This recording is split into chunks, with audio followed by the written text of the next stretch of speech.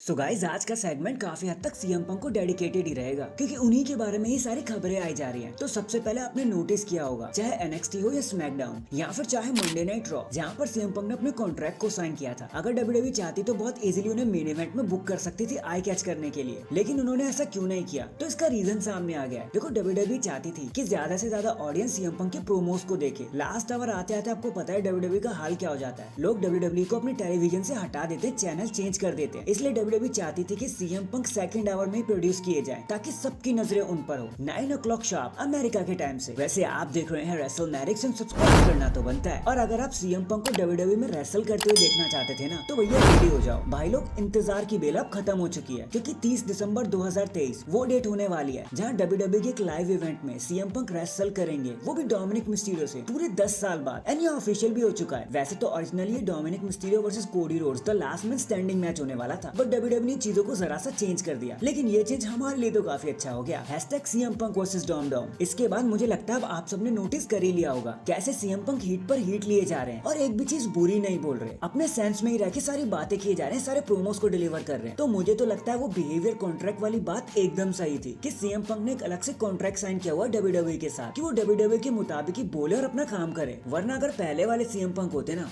तो अब तक ड्रू मैकिंटायर या सेथ रॉलिंस या फिर रोमन रेंस ही क्यों ना होते, वो सबको एक लाइन में ही छील देते। ये तो आपको मानना ही पड़ेगा।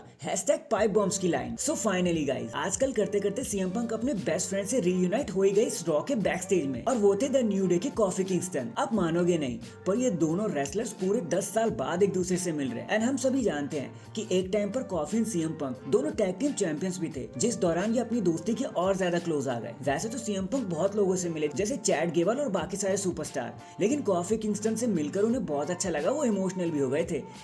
#पंक एंड कॉफी मेनिया। नेक्स्ट ये जो मंडे नाइट रॉ गया ना, यहाँ पे बहुत सारे बैक स्टेज सेगमेंट थे, एंड आई मीन बहुत सारे बैक स्टेज मूवमेंट्स। तो चलो यार, एक एक करके इनकी मेन स्टोरी को अनफोल्ड कर लेते हैं। सो अपने ह्यूज अनाउंसमेंट के बाद सीएम पंक हमें बैक स्टेज में दिखाई दिए थे, जहाँ वो जजमेंट डे से मिलते हैं। डेमियन प्रीस्ट उन्हें कहते हैं कि उम्मीद करते हैं कि तुम अपनी स्टोरी लाइन को एंड कर ही लोगे, जैसे किसी और ने तो नहीं करती पर शायद तुम कर लो, और अगर तुमने वो कर दी तो याद रखना मेरे पास क्या है। एंड वो अपने ब्रीफकेस को दिखाकर सीएम पंक को थोड़ी सी धमकी देकर वहाँ से निकल लेते हैं। इसके बाद हमें ड्रू मैकिंटायर देखने को मिलते हैं, जो एडम पीयर्स को कह रहे होते हैं कि मुझे Cody Rhodes and CM Punk से कोई फर्क नहीं पड़ता, और ना इस चीज से फर्क पड़ता है कि वो अपनी कहानी और स्टोरीज कैसे खत्म करते हैं। मेरे को कोई मतलब नहीं है, मेरे को तो मतलब है सिर्फ अपने वर्ल्ड चैंपियनशिप से, एंड अपनी स्टोरी एंड करने से मतलब है बस मुझे। जिसके बाद वो वहाँ से चले जाते हैं। पंक वहाँ पर एंट्री लेते हैं। वो कहते हैं कि यार मुझे लगा था कि ड्रू मैकिंटायर को मुझसे मिलकर बहुत खुशी होगी। एडम पीयर्स बताते कि यार जाने दो। वैसे डे 1 एडिशन जो होने वाला है ना मंडे नाइट रॉ का, वहाँ पे ड्रू मैकिंटायर को उनका वर्ल्ड चैंपियनशिप मैच मिल ही जाएगा। देखते हैं वो आगे क्या करेंगे। इन दी एंड सीएम पंक की सीएम पंक। अब देखो मैंने ऐसा क्यों कहा, क्योंकि उनके आते ही सारा माहौल हिल गया। नॉट ओनली वो रॉ के अब ऑफिशियल मेंबर बन चुके हैं, बल्कि रॉयल रंबल 2024 के बैटिंग ऑड्स में वो ऑल टाइम फेवरेट बन गए एकदम से, कि वो ही रॉयल रंबल के मैच को जीतकर हम सभी के सामने आएंगे। हालांकि नंबर 2 पर जरा सा ही पीछे कोडी रोड्स है, लेकिन सब तो यही चाहते हैं कि सीएम पंक ही जीते। और अगर ऐसा होता है तो हम सब जानते हैं कि रेसलमेनिया नाइट 1 का मेन इवेंट क्या होने वाला है। It will be punk